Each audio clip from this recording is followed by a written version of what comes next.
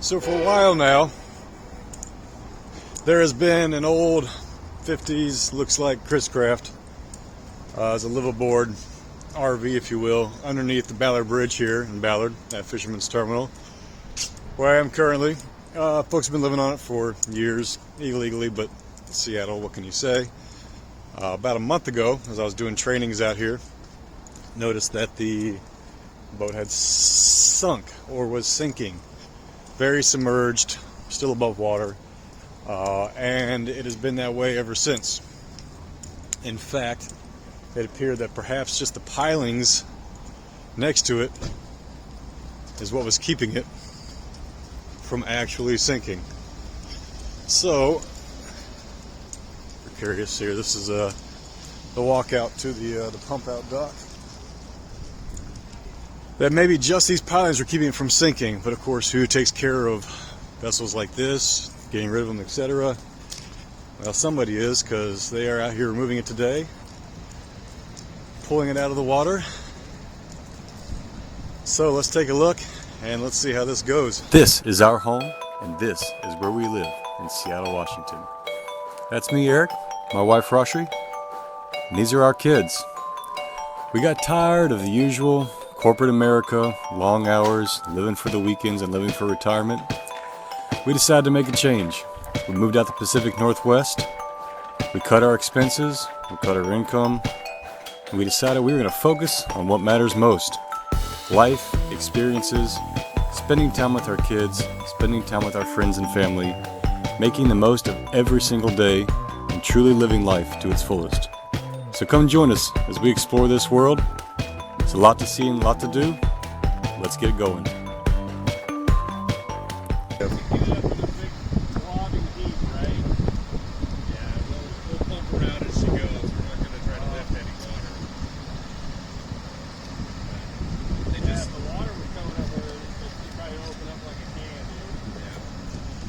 Is she staying up just by being tied to the poles at this point?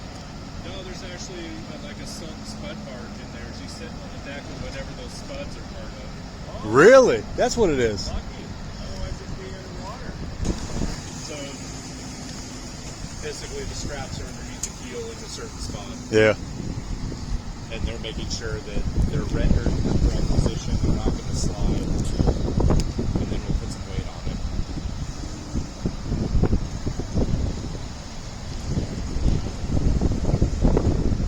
You'd have to imagine the keel's okay, I mean, theoretically. Yeah, she might be riding a water line.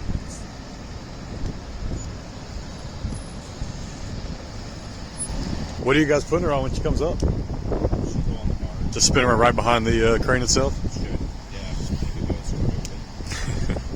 A lot of it Oh, of course. a lot of garbage on All right, there we go.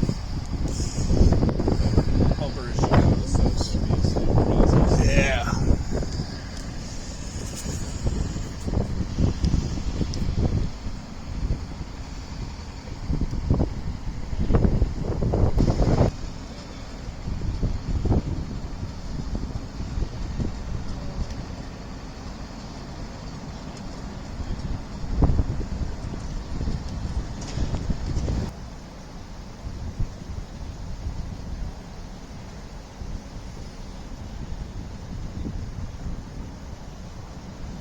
So I don't know if you guys heard that. As you can see, it's floating right now. It's free. I always wondered why when this thing sank on November 22nd, this is January 20th right now. I always wondered why when it sank it didn't go all the way under. I thought maybe it was tied to the pilings there. Well, apparently those pilings was an old sunken barge attached to those pilings as well. It sunk down to the barge, and that's what kept it from going completely under.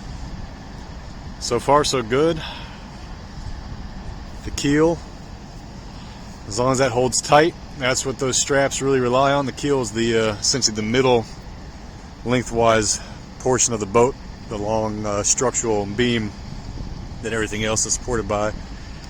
As long as that holds, the boat should hold.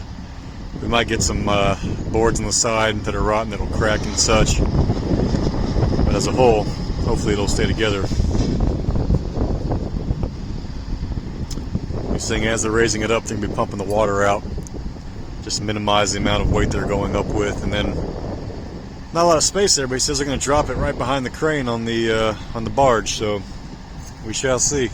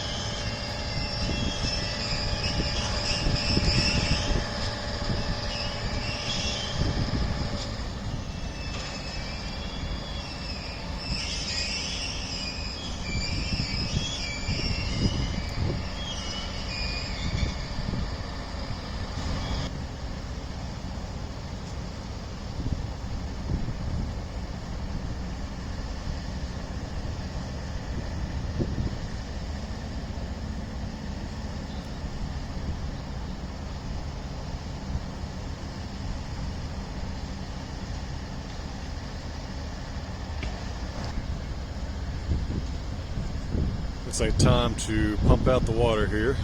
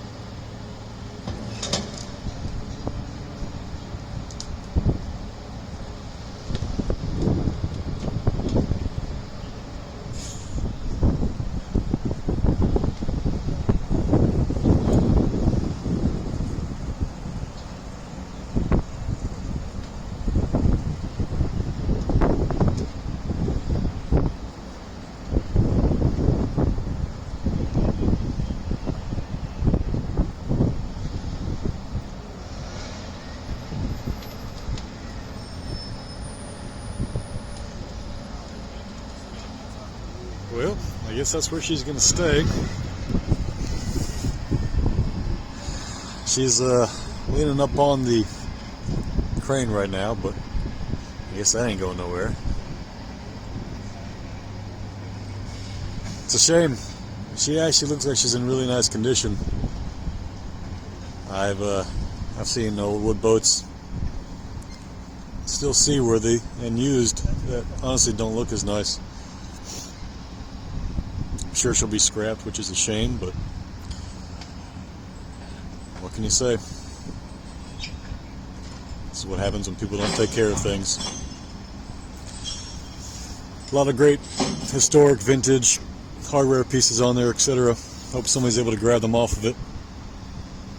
You hate to see them go right to the scrapyard as well.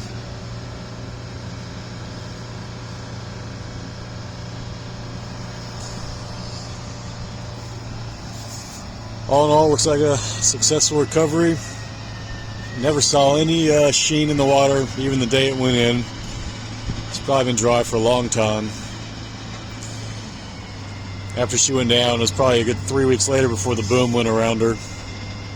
And apparently they just got legal ownership of the boat. The state did just a few days ago, which is why the operation was able to move forward.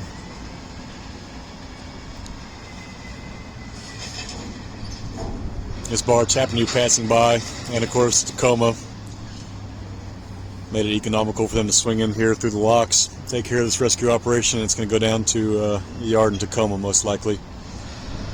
There it will be surveyed and assessed for any hazardous materials, and most likely scrapped at that point as well.